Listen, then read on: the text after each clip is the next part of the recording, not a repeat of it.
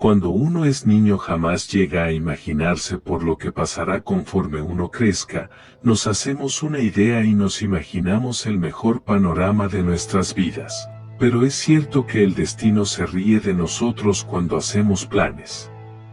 Algo que es cierto e indiscutiblemente seguro, es que conforme uno crece, los demás empiezan a morir.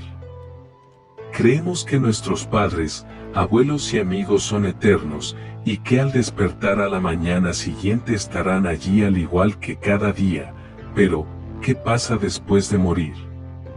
Algo es seguro, los que quedamos con vida echaremos de menos a los que se nos fueron.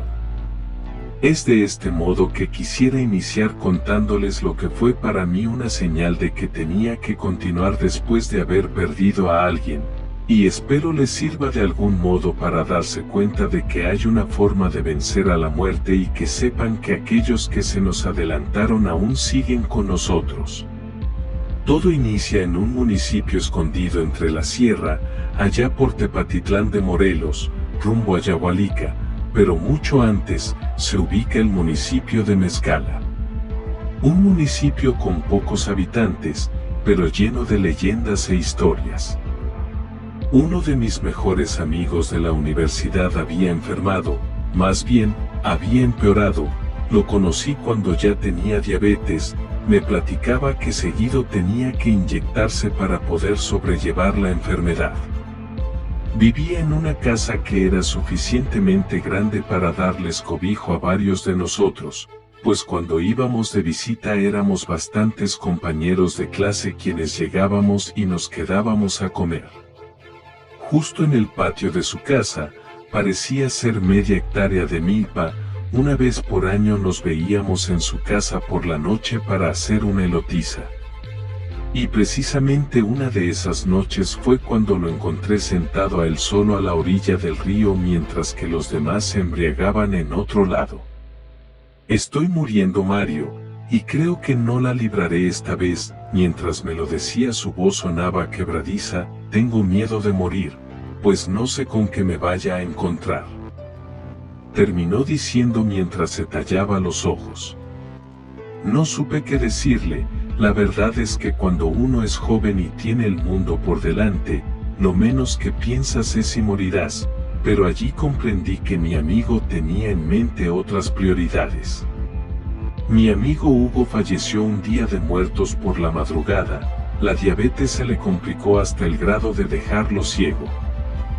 La noticia me llegó igual que un balde de agua fría, recién yo había entrado a trabajar a una empresa importante en Guadalajara, y sin pensarlo me salí del edificio para dirigirme a Mezcala de forma inmediata. A pesar de que era un trayecto al que ya me había acostumbrado, para mí fue el momento más largo de toda mi vida. Lo enterraron en el único cementerio de Mezcala, en el nivel más alto de un muro. Colocaron su fotografía al frente de donde guardaron su cuerpo. Justo en ese instante comenzó a llover, ya era tarde y la mamá de Hugo nos ofreció cobijo en su casa, aunque había varios parientes de su familia, había espacio suficiente para todos. Sin embargo, yo decidí quedarme un rato al lado de la milpa, repasando cada momento que viví con mi amigo. Ya era tarde, recuerdo que pasaban de las 2 de la mañana, yo estaba bebiendo mientras observaba la milpa mecerse con el viento. Pero entre el maizal vi algo que me llamó poderosamente la atención. Una persona caminaba a través del maizal pero no lo vi con claridad, había algo de niebla por la lluvia que recién había dejado de caer, me imaginé que se podría tratar de algún familiar. No sé qué me impulsó a ir a ver, lo menos que quería era ver que alguien se había metido a escondidas a robar. Quizás fue ese el impulso y cuando menos lo pensé ya me encontraba buscando a aquella persona que había visto entre la milpa.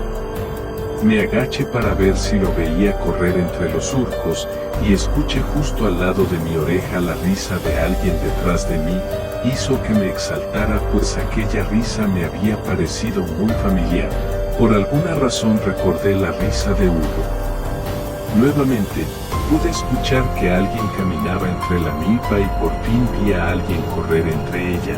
Esta vez lo había visto con mayor claridad, había visto a uno. No cabía duda, pues tenía la misma complexión. Por extraño que parezca, no me sentía con miedo, sin embargo, sí me parecía algo raro. Cuando ya habían pasado algunos minutos sin ruidos o visiones engañosas, decidí regresar a la casa, y sin esperármelo alguien palpó varias veces mi hombro derecho y mientras lo hacía me dijo, Mario. Me volteé rápidamente, sin embargo, no vi nada. Esto ya me había asustado. Volví a ver que alguien corría entre la milpa, así que decidí seguirlo. Podía ver que esquivaba el maíz con facilidad y a mí me costaba trabajo alcanzarlo y cuando menos me lo esperé, ya me encontraba justo a la orilla del río. En ese instante comprendí todo, ya lo había entendido, Hugo de algún modo me había invitado a acercarme a hablar con él. Me senté en el tronco donde lo había visto la última vez con vida. La cerveza que traía en mano la dejé sobre el tronco donde se sentaba, y brindé por él. Por ti, hermano, dije hacia el cielo. Eso lo consideré la despedida y un cierre de mi duelo. Me sentí tranquilo conmigo mismo. Sin embargo, no me había dado cuenta, pero el destino me tenía lista una prueba y creo que mi amigo Hugo ya lo sabía. Fuimos a visitarlo poco antes de su aniversario luctuoso, para ser exactos un 9 de octubre, me había puesto de acuerdo con dos amigas de la universidad en ir a visitarlo y dejarle flores. Queríamos evitar visitarlo justo en Día de Muertos debido a toda la gente que visitaría el cementerio en esos días. El cementerio se encontraba solo. Después de un rato de estar allí con él, mis amigas decidieron ir a dar la vuelta para ver todo el cementerio por completo. Les comenté que yo me quedaría un rato más. Me senté a la orilla de unos escalones mientras revisaba mi celular. Pude ver que una anciana se acercaba lentamente y consigo llevaba un ramo de flores ya marchitas. Me hice a un lado para no estorbar el camino y que ella pasara a un lado mío. Yo estaba concentrado en mi celular cuando al pasar ella justo al lado mío se detuvo, la miré de reojo, pero ella no se movía, pensé que le estorbaba y me levanté pidiendo disculpas, pero seguía sin moverse. ¿La puedo ayudar en algo?, le pregunté, pero no contestó. Sin embargo, levanto el ramo de flores para colocarlo en el cajón que estaba justo debajo de donde se encontraba mi amigo, estaba vacío. La viejita puso el ramo en ese lugar y se retiró lentamente. No le di mucha importancia a lo que había pasado. Me imaginé que quizás le traía flores al muertito de abajo, y fue cuando se me ocurrió lo más estúpido que pude haber hecho en un cementerio. Pensé en asustar a mis amigas cuando regresaran y me encontraran dentro de ese cajón vacío. Además, sería una experiencia que nunca me imaginaría que viviera. Usé la cajonera de abajo a modo de escalón y me metí en el vacío, y sin darme cuenta había pateado el ramo de flores marchitas que había dejado aquella viejita. Me quedé unos minutos inmóvil pensando en esa sensación de estar en una cajonera donde tenía que haber un ataúd. Mi amigo descansaba en la parte de arriba y un desconocido en la parte de abajo. Y en ese momento escuché unos pasos. Cerré los ojos y me quedé en silencio pensando qué decirles cuando me vieran allí mis amigas. Y en un instante todo fue silencio. Ya no las escuchaba venir, levanté la cabeza para ver si estaban ellas allí, y cuál fuera mi asombro que pude ver a la anciana que me veía con ojos de terror. Su rostro era gris, sus ojos blancos al igual que canicas, me asustó pues comenzó a gritar y con sus manos arrugadas me empujó más hacia adentro de la cajonera, me comencé a sacudir para que me soltara, pero juro por Dios que aquella anciana tenía mucha fuerza. Y en ese instante tuve la sensación de que algo jalaba de mi pecho, me jalaba hacia el fondo del cajón. Pude ver que mi playera se jalaba, y con mis manos me sacudía esa sensación mientras en mis pies tenía a aquella anciana empujándome hacia adentro también. Me sentía bastante desesperado que comencé a pedir auxilio y cuando sentí que ya no la libraría, pude sentir que alguien tomaba fuertemente mis piernas y me jalaba hacia afuera. Volteé rápidamente y ya no vi a nadie, ni a aquella anciana ni a quien me haya salvado. Me encontraba todo lleno de polvo y telarañas. Desconcertado me levanté rápidamente, y miré hacia adentro, no supe qué había sido aquello que me había sacado, tomé el ramo de flores y lo aventé adentro del cajón. Sin esperar un segundo más, tomé las cosas que traía y me dirigí a la entrada a esperar a mis amigas. Allí se encontraba un sepulturero ya grande platicando con mis amigas. Él les platicaba sobre que ya habían desalojado tumbas antiguas y tenían cajones libres para nuevos inquilinos. Yo me encontraba aún algo agitado. Una de mis amigas se acercó y me preguntó si estaba bien. No me pude contener, y les platiqué todo. No me creyeron, sin embargo, el sepulturero se había quedado bastante serio y concluyó diciéndome que me cuidara por donde fuera. Esa anciana al parecer ya tenía un conflicto contra mí por haber perturbado el lugar a donde ella llevaba flores.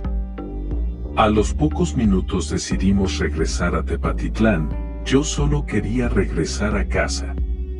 Lo que estoy por contarles a continuación no es nada sencillo de escribir, pues tengo que recordar aquellas sensaciones y percepciones que tenía en ese entonces. Después del suceso del Panteón, las cosas no marcharon tan bien y de la forma que esperaba. Siempre me sentía cansado, no podía dormir bien por las noches y muy seguido llegaba a tener la sensación de que algo se me subía mientras dormía. Mi apetito cambió mucho, no tenía hambre y lo que comía me daba asco, no estaba del todo bien. Los doctores me tenían con medicamento todo el tiempo, lo cual me comenzó a causar complicaciones, me sentía cansado y deprimido, sin ganas de vivir. Pero dentro de todos los males había algo que me confortaba mucho. Mi bebé pronto nacería, y eso me motivaba a salir adelante, a pesar de que me la pasaba todo el tiempo enfermo, trataba de darle al mal tiempo una buena cara. Pero el día del nacimiento de mi hijo, la cosa se puso peor. Mi bebé fue diagnosticado con inmadurez extrema, no había muchas posibilidades de que sobreviviera, así que toda la noche me la pasé con él sosteniéndolo en mis brazos y arrullándolo. Al día siguiente en mis brazos él falleció. Esto me llevó a una profunda depresión, no se diga mi esposa quien pasó por los peores momentos. Decidimos cremarlo para resguardar sus cenizas en el templo cerca de nuestra casa. Cuando salía del trabajo yo iba a visitarlo. Fue así que un 1 de noviembre me quedé sentado a un lado de donde lo teníamos resguardado. Me encontraba solo en la capilla, ya era algo tarde y no tardaban en cerrar el templo. El sacristán me había advertido que estaban por cerrar y solo me dejaría estar allí unos minutos. Yo tenía mi cabeza pegada a la puerta del cajoncito cuando escuché que alguien se acercaba lentamente. Parecía que arrastraba sus pies mientras caminaba. Yo tenía los ojos cerrados, ya me estaba despidiendo cuando sentí que alguien puso su mano sobre mi hombro y me dijo en voz baja, «No mires atrás, solo deja que se vaya». Pude reconocer su voz, se trataba de Hugo, sentí que su mano la quitaba sobre mí, y detrás de mí escuché que pasaba aquella persona que estaba arrastrando los pies. Abrí los ojos y miré a un lado mío, pude ver a aquella anciana que me había asustado en el cementerio de Mezcala. La piel se me puso chinita, y cuando estuve a punto de salir corriendo, nuevamente sentí que alguien ponía su mano sobre mi espalda. Entendí que debía tranquilizarme, y aquella anciana salió de la capilla. Respiré profundamente y al darme la vuelta no vi a nadie. Esa noche mientras estaba acostado, me puse a pensar en todo lo que había vivido. Recordé que justamente se cumplía un año de haber fallecido mi amigo. Sin darme cuenta me quedé dormido en unos segundos. Esa noche soñé con mi amigo, me decía que dejara de angustiarme pues mi bebé estaba bien cuidado hasta que yo estuviera listo para ir por él. He de aceptar que todo esto me ayudó, comencé a sentirme mejor en cuanto a mi salud y emocionalmente, me sentí reconfortado al saber que aquellos que se van nos echan de menos y que siguen con nosotros. No sé si esto les parezca algo irreal, pero a mí me pasó, y eso me ha ayudado a saber que la muerte no es el final de todo, es un paso más allá que debemos durante todo nuestro proceso de vida, y de alguna manera eso me demuestra que podemos vencer a la muerte. En memoria de Hugo Fabián Portillo Huerta.